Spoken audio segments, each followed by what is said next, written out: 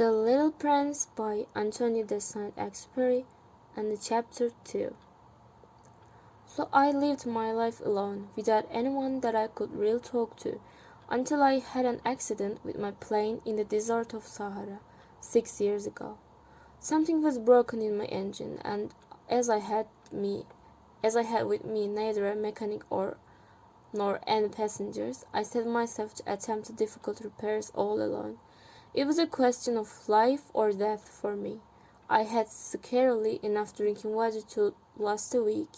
The first night, then I went to sleep on the sand, 1,000 miles from any human habitation. I was more isolated than a shipwrecked sailor on a raft in the middle of the ocean. Thus you can imagine my amazement at sunrise when I was awakened by an odd little voice. It said, "If you please, draw me a ship." "What? Draw me a ship?" I jumped to my feet, completely thunderstruck. I blinked my eyes hard. I looked carefully all around me, and I saw a most extraordinary small person who stood there examining me with great seriousness. Here you may see the best portrait that later I was able to make of him, but my drawings is certainly very much less charming than his model. That, however, is not my fault. The grown-ups discouraged me in my painter's career when I was 6 years old, and I never learned to draw anything except boas from the outside and boas from the inside. Now I stared at this sudden apparition with my eyes fairly starting out of my head in astonishment. Remember, I had crashed in the desert 1,000 miles from any inhabited region, and yet my little man seemed neither to be straying uncertainly among the sands, nor to be fainting from fatigue or hunger or thirst or fear. Nothing about him gave any suggestions of a child lost in the middle of the desert, 1,000 miles from any human habitation. When at last I was able to speak, I said to him, "But what are you doing here?" And in answer he repeated, very slowly, as if he were speaking of a matter of great consequence, "If you please, draw me a ship." When a mystery is too overpowering, one dare to disobey. Absurd as it might seem to me, 1,000 miles from any human habitation and in danger of death, I took out of my pocket a sheet of paper and my fountain pen.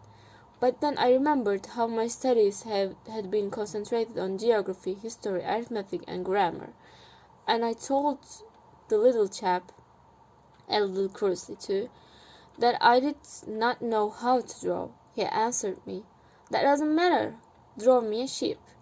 But I had never drawn a ship, so I drew him one of the two pictures I had drawn so often.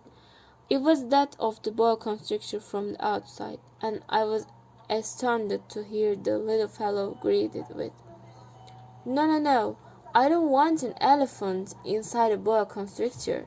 A boa constrictor is a very dangerous creature, and an elephant is very cumbersome. Where I live, everything is small. What I need is a ship. Draw me a ship." So then I made a drawing. He looked at carefully, then he said, "No, this ship is already very sickly. Make me another." So I made another drawing. My friend smiled gently, indulgently. "If you see yourself," he said, "that is not a sheep, that's a ram. It has horns." So then I did my drawing over once more, but it was rejected too, just like the others. "This one is too old. I want a sheep that will live a long time."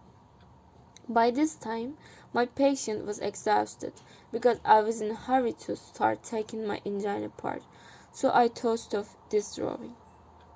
And I threw out an explanation with it. "This is only his box. The sheep you asked for is inside."